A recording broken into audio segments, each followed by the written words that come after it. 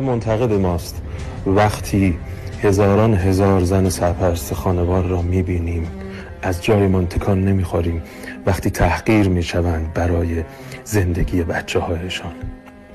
کربلا منتقد ماست، منتظر ما نیست وقتی چندین و چند هزار کودک کار را در خیابان ها میبینیم، دستی به جیب میکنیم اما کاری برایشان نمیکنیم.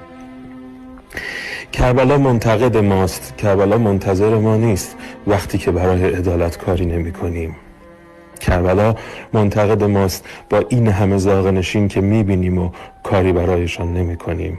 کربلا منتقد ماست، منتظر ما نیست وقتی در همان مرزهای عراق، در کربلا، طرف کردستان یا سوج، همان طرفهای کرمانشاه، اطراف اهواز و طرفهای خوزستان این همه بچه تحصیل نمی کنند، نان ندارند، آن دیگران کوله بری می کنند. کربلا منتظر ما نیست وقتی برای آنها کاری نمی کنیم، وقتی برای عدالت نمی جنگیم.